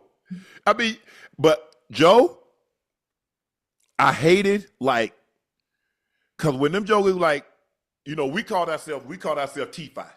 Mm-hmm. So if anybody came back, T5 about to squabble, it don't even matter. Put your stuff on, hit the door. Don't. Well, because we could shut down anything, any party, or whoever, didn't matter. But I was like, bro, come on, why? Bro, cause see, everybody knew who I was. I said, y'all get to go around through the city. I'm all out the city. I'm all over there, MLK. You know what I'm saying? Oh, I'm all on the sides. I'm rolling. They know me. I got a Z. I got a white Mercedes. I said, bro, y'all put me in this, bro. Y'all don't go nowhere. I'm out and about. Now, they catch me slipping be hell out of me for some bull job y'all did. So come on, fellas. Hey, listen, let me tell you something. The football guys always was fighting, Unc. They were. That's what they couldn't drink. But see, the thing is because they were drinking that cheap liquor. They were drinking that Everclear. Ooh. They get on that hunch punch. Man, listen. Yeah. They go to the store, so they come back. They got 2 bunches of bananas. They got grapes. They got strawberries. They got oranges. So I'm like, who buy? I'm like, what the hell y'all buying that? Now they got this big old tub. They mix all them liquors together. Yeah. Talk about, boy, you talk about something good. Man, they be on that Everclear 180, 190 proof. Joe, you go by the room, them jokers staring out the window. You can't even, you traumatized. I said, come on, dude. Can't wait for somebody to say something to them so they can pop off. I already know. If I see them leave the dorm at 10:30, 11 with their shirt off, oh yeah. I put my clothes back on because I know I got to go get somebody. Who leaves the dorm 10:30, 11 o'clock with their shirt off? They already sweating. You already know it. You know what it is. They looking for that action. They do, bro. I said, come on, man. Damn. Can one weekend y'all just go to the party and just have a good time? Just be normal. Nah, that ain't happening. Not when you mix that alcohol in there. You put that alcohol in there, that's called that liquid courage. You already know. The first person to say something to me is on. Tee it off. Yeah. I said, Lord have mercy. They just trying to talk to somebody. Girl, bro, you know she got a man. First of all, the campus only so big. You see him walking. He holding her hand, got her books. You see them eating together in the cafeteria, and all of a sudden they're at a party because you don't see him. You feel that's hey, look. That's mainly how it pop off. There's something dealing with a female. Cause look, in Fayetteville, we had this little spot on the campus called Little Africa. That's where all the black people hung out at. I kind of with the name Little Africa. I'm kind of feeling that's what it's gonna be a bunch of us there. Okay, you a Miss Class. You're a Miss Class hanging on Little Africa. It used to be jumping. But man, listen, you'll see girls who you really don't never see. You know what I mean? And yeah, they got a boyfriend. Maybe they ain't told you, but you steady on her road, steady trying to talk to her. And word get back. Now, next thing you know, once you see him at a party, you already know what it's about. Yeah.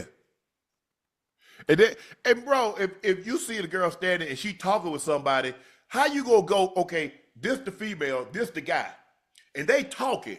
How you gonna go squeeze in there and you talking to her, you got your back to him? What do you...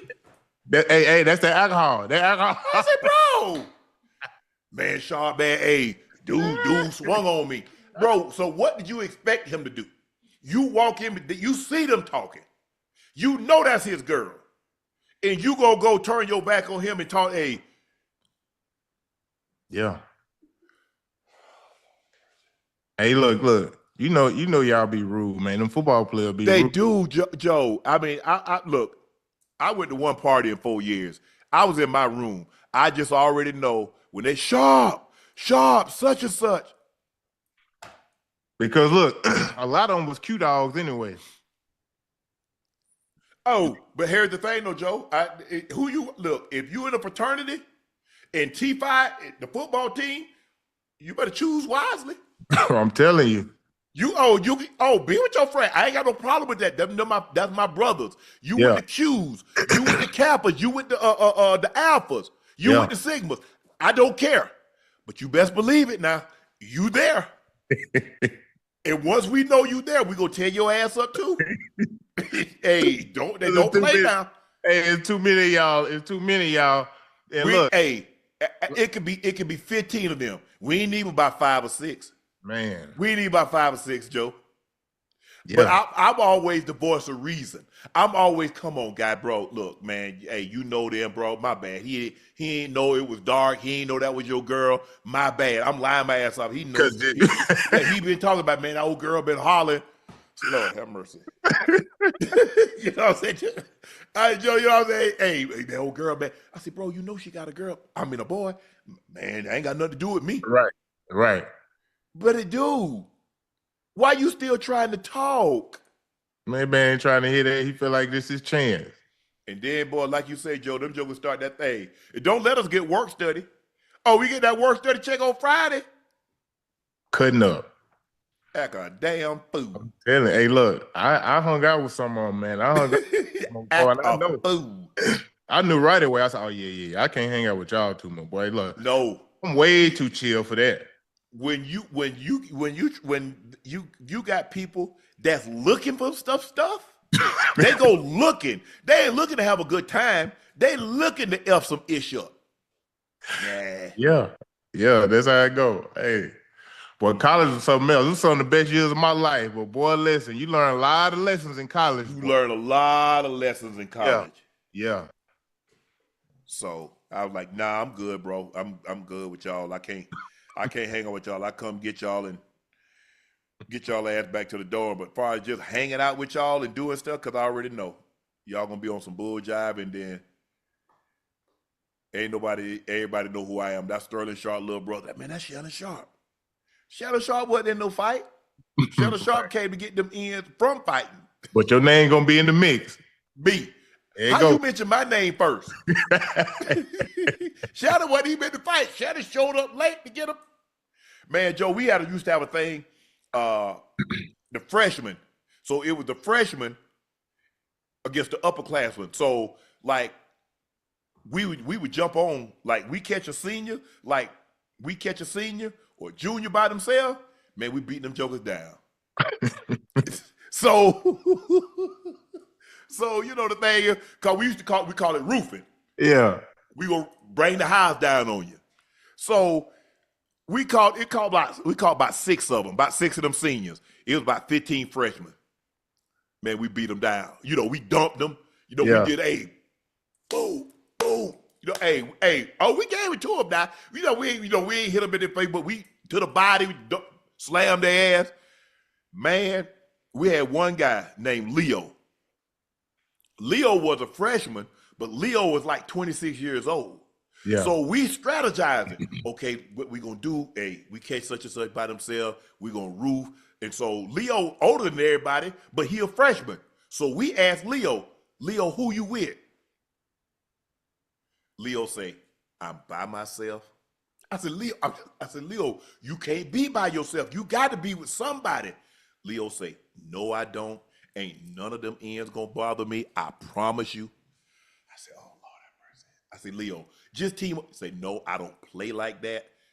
Because when I put these things on somebody, I'm going to really put them on. Them be the main ones. Hey, ain't nobody bother Leo. No. Nobody. Man, we had a dude, man, Joe, dude was 6'3", and I'm talking about chisel. When he came, he was like 6'3", about 245, 250, cut out of granite. Cut out of granite. Did nobody play with him? No. We was in the hall. He was in the hallway. He had his shirt off. He walked up, put his finger in his face, the old boy's face. You soft, and you ain't gonna do nothing. I'm gonna turn my back on you. I'm gonna show everybody in this hallway that you ain't about this life. Nah. And I wish somebody would touch me. I promise you, I told y'all he been selling them wolf tickets, and I ain't buy not one of them.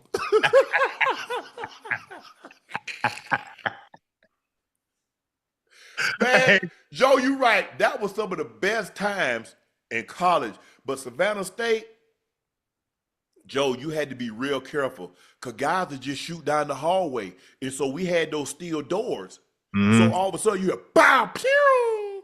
The bullets ricocheted off the steel doors. What you mean bullets? Man, the dudes will shoot down the hall. Man, come on. Come on, man. What type of game these dudes playing? Joe, I'm telling you, it was a different level down there, Joe. A guy get mad like you be on the phone because we had community phones. Nobody had a phone in their room. So Right. you had what we had the long haul and the short haul. So you have a phone on the short haul, you had a phone on the long haul. So, guys be trying to talk to their girlfriend or their mom or something, grandma, and Yeah. it be loud. Hey man, close your door, turn your music down, close your door. I'm talking, I only got a couple of more minutes. F you, Ian. Yeah. So guess what? Dude get off the phone, snatch the phone off the wall. Now we ain't got no phone, Joe. He don't just snatch that one off, he go snatch the other one off. So both phones down. So now can't nobody get no calls. Oh man. We had phones in our dorm room. So it was a little different, but boy, it looked like y'all it might have been borderline little prison y'all was in. Joe. Oh, and don't try to wash your clothes. Hey, wash your clothes. And man, you see somebody with your Ayyyyy shirt on, you see somebody with your drink. Hey, man, come on, man, get up out my ish, man. God damn. Hey, man, when you Sharpe? Yeah, man, you know that ish me. Hey, when you wash your clothes, you gotta sit down there and wait for you. You gotta sit down and wash it. And you gotta watch it the whole time. Basically. Because you come down there, somebody been and took your stuff out of there and put theirs in. In there. Absolutely. Now you know to see. Yeah, I know exactly what you're talking about. Boy, man, college is different. They was off the chain back in the day, man. Now I think it's a lot more chill now. But when I got to Savannah State, boy, we had some knuckleheads, man. We had them, ooh. Yeah. And see, we had them athletic dorms, so it was all athletes. So, you got 2-3 washing machines and dryers. Somebody washing at all times. So if you ain't 24 hours a day. Yeah. So I'm talking about 2 in the morning, it's gonna be somebody down there washing clothes.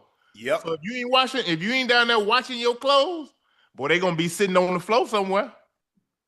Joe. And the thing was, think about it. We had all the football players, all the basketball players, and a few baseball players. Peacock Hall was the athletes' dorm. Yeah. Bro, so basically we had 3 floors. You got a washer and dryer, 2 washers, 2 dryers per floor. Yeah. I wish you would take your eyes off that. Man, it was just, I was like, man. And then my brother, so I had gone to University of South Carolina where they got phones in their room. They got like 7, 8 washers and dryers and stuff. My brother looked at me and said, man, y'all live like this? Like, yeah. But we be clean going to class, Joe. They go into class in sweatsuits. Man, we got Stars jeans. We got Ayyyyy. We got, a polo. Yeah. Man, hey, we got dark side. I mean, we dressed to the 9. My brother said, man, y'all go to class like, I said, every day. Yeah, man, we had dudes go to class every day with their shirt tucked in. Oh, yeah, we like that. Yeah, them dudes didn't play. Yeah. Oh, yeah. Shedeur Sanders has picked up a pair of speeding tickets this month. Video of the second incident has emerged. The officer said that the ticket for Shedeur was given that he had speed in excess of 100 miles per hour when he was going 41 miles over the speed limit. This has much been discussed on whether it's fair to criticize Shedeur for speeding when no other rookie traffic citations are being published. Look, it's hard for me to beat because Joe, I got stopped. I was a rookie. I think I was like in my 3rd year. I got stopped going 108 in a 60. Yeah. I got stopped at 92. So I got 2 tickets in about 10 minutes.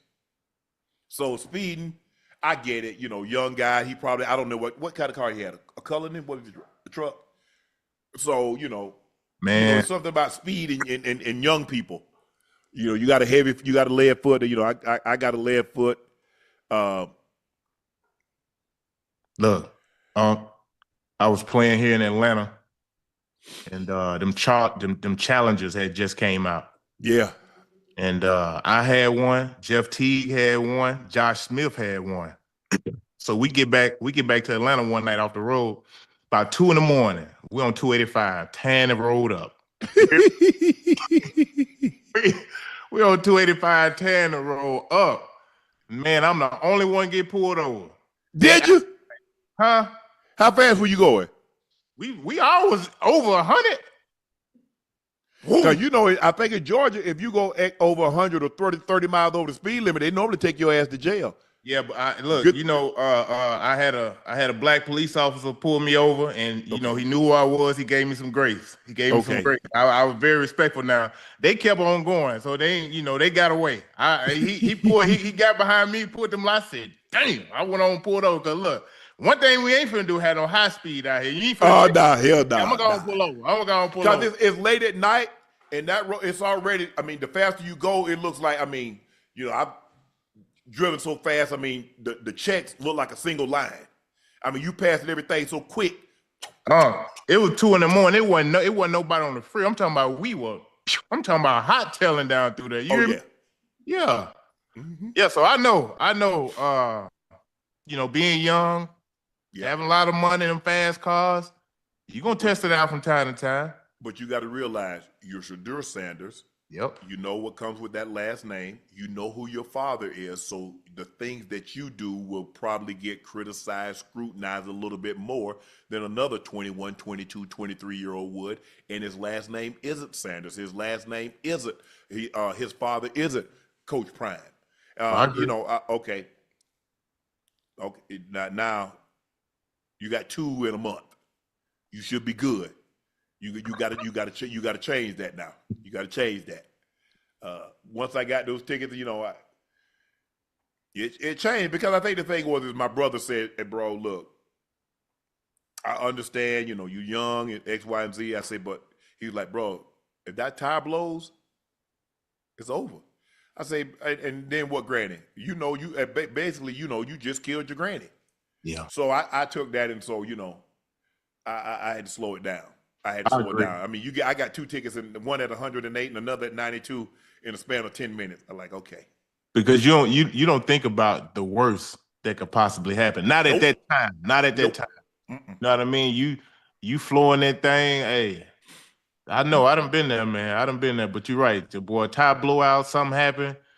And that's normally, you know, you see guys have these tragic accidents to where, you know, you end up hitting somebody and it's a fatal car accident. And that's the one thing you do not want. No. You know what I mean? And that's why I started thinking, Joe, I wouldn't want someone to give my grandmother, my mother that news. I damn sure don't want to be the reason somebody else got to give somebody else's mom or grandmother that news, or husband or wife or whatever the case may be. I didn't want that on my conscience. Nah. Hey, look, and as you get older, you become a lot wiser because, boy, look, You do. you can't pay me to do that now. You're right. The internet did what the internet does and found that in 12/30/07, LeBron James, 23, was cited for going 101 by law enforcement. Shedeur Sanders, age 23, was cited going 101 by law enforcement. Looked like Shedeur is destined to become the GOAT. The greatness is upon him, man. Boy, the internet, boy, y'all. hey, they'll come up with anything, make it sound good when they are. Look like he destined for greatness, baby. I'm glad they were the internet ride when I was in college and all the reckless stuff and the foolishness. Cause you know what I'm saying. You, like you said, Joe, you don't think anything can happen to you. You think don't. and that's a part of it, because a lot of us is that we're athletes, and that's what makes us who we are. Yeah. The belief that we can do things that other people can't. The belief that what happens to someone that's not an athlete or a normal civilian, that can't possibly happen to us. We're invincible. Man, listen. Unc, when I was in college, I had got pulled over. I got a ticket and just irresponsible. Didn't tell my mama. Then just threw that thing in the glove compartment. Next thing you know, I got a court date that I done missed, and you know what's next. Or they got bench warrant for you. They coming to get you. Failure to appear. I get pulled over again. Straight to the jail you going. Look. I give him my driver's license, and he go back to the car. He run. I'm like, damn, what's taking this man so long? He come back out. He got his handcuffs out. I'm like, damn, the hell he got his handcuffs out for? he say, Mr. Johnson, you know, you got a failure to appear. Man, put me in cuffs, took me downtown. Damn. Yeah, took me downtown. I had to call a couple of my teammates. They had the piece up. I think it was like like $200 something to get me out. Yeah. Yeah. Yeah, man. You gotta be responsible. I know. I done been there. All right, Joe. We're gonna get out of here on this one. Now it's time for Q and A.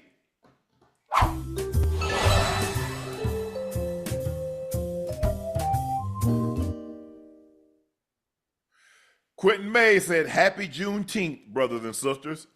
Happy Juneteenth to you, my brother. T-Cheese 215, if the Pacers win, is Pascal Siakam finals MVP? Yeah. Yeah. If they win, dang. Yeah. Oh, my God. No Rush 75, Unc Iso, I lied. Big Moments Halley is back. You know what's crazy to me, though? It's like, man, I don't understand how he could have a game 5 like that and then bounce back. I don't either. Like, I don't understand that. Like, it didn't look like his calf bothered him at all. At all. Like, he wasn't limited to no movement. Like, he looked like the normal Halley. He did. He absolutely did. Dab Smith said, whoever loses this series, it will be heartbreaking. There will never be a better opportunity than this season to win. With the talent in the league and the teams in the West, you might not get back. Good point. It's going to be heartbreaking if OKC lose. If they lose, they're going to lose on their home floor in Game 7. I done played in a few games. With the MVP and a 68 win team. That's going to be heartbreaking. I think if Indiana loses, I mean, obviously it's going to be heartbreaking, but it's going to be, a lot of people probably going to expect it. You know what I mean? Cyril P said, dream one-on-one matchup. Grant Hill pre-injuries versus LeBron first 3 year version. Who y'all got? God, you got to realize LeBron at year 3 was probably 22. You got Grant. Grant was a full-grown man. Grant stayed 4 years of college. I love Grant Hill, but I'm going LeBron James, man. Even at that ripe young age. Yeah, I played against him. His rookie year was my 3rd year in the NBA, and we played against him his 2nd game of his career. After he played in Sacramento, he came to Phoenix, played against us. Like I think he had like 22 or 23 that game, but to be 19 years old, what was it, 18, 19, playing against grown men and looking comfortable out there, because his body was already, he's been chiller since he came in. Yep. He came in the NBA, and he just looked so poised and patient, like he never rushed anything. And they had him playing like point guard that first year, Right. Yeah, so he was like a cheat code. Like that boy been special. But I told people before that injury, when Grant Hill got that injury and he tried to play on that ankle, and changed the trajectory of his career, he was never the same player. But man, pre-injury Grant Hill, he could do it all. Yeah, he didn't have no weaknesses. Nope. Offensively, he could rebound. He could handle the ball. He could score the basketball. He could play defense. He was a complete player. And can you imagine him and Tracy McGrady playing together in Orlando and he was healthy? Ooh. It'd been. Man. Dr. Frankie L. Bellamy said, hey, fam, take your pick. Enter the Dragon with Bruce Lee or the Last Dragon with Leroy Green. Show enough. Who's the master? Now I got to go with Show Enough. I got to go. Hey, Show Enough was something else. Show Enough was something else. I remember that like it was yesterday, man. Bruce Leroy. Yeah. Where is Leroy Green? You mean Junior? Yeah, Junior. That's a classic. Hey, that's a classic. Every time I see it, I watch it, Joe. That show no had the thing. The Converse on. Hey, you was a bad boy, huh? Hey. King Red 22 said, hey, Unc Iso, can you wish me a happy birthday? I turned 23 today.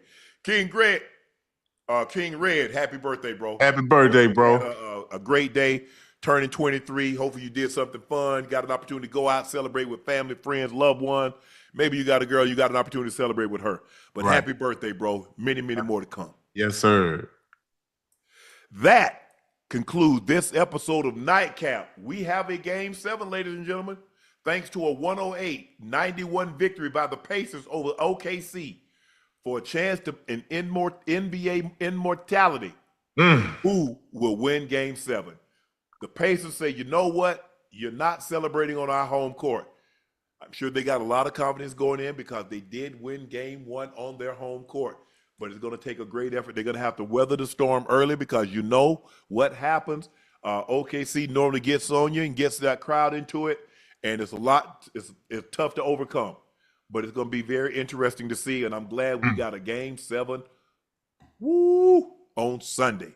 Thank you guys for joining us for another episode of Nightcap. I am your favorite Unc, Shannon Sharpe. And number 3 was number 2 tonight, filling in Little Rock, Arkansas native, the University of Arkansas alum, Big 3 MVP, Iso Joe Johnson. Joe, great job. Thanks for filling in for Ocho, man. We really appreciate this. No problem. Thank you, Unc. Please make sure you hit that subscribe button. Please make sure you hit the like button. And guys, go subscribe to the Nightcap podcast feed wherever you get your podcast from. I want to thank each and every one of you that's tuned in tonight, that supported us from day one. We can't thank you enough because all the awards that you see behind us is because of you. All the things that we've been able to accomplish thus far is because of you and because of your eyes, your ears, and your word of mouth. We can't do it without you. So thank you very much for your support and your continued support.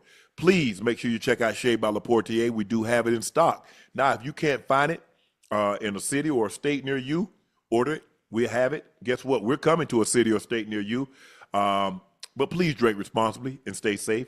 Go follow my media company page on all of its platforms. That's Shay Media, and my clothing company, 84 with 84 being spelled out. That link is in the chat. Supplies are limited, and once they're gone, they're gone. So please grab yours while supplies last. Guys, we're off tomorrow. We're back on Saturday. Ocho will be back in the chair along with Ricky Williams and Jim Jones. So Ocho is back on Saturday. Ricky Williams and Jim Jones stop by. And Ocho will be live after Game 7 on Sunday. So no, Joe will be back live with us on Game 7 after Sunday. So it'll be Ocho, Joe, and I live after the Game 7. We're going to have a winner. We're going to crown a new NBA champ. Man. Sunday. Will it be the Pacers? Will it be OKC? Thank you guys for joining us. Appreciate that, Joe. We'll see you on Saturday. Peace. Yes,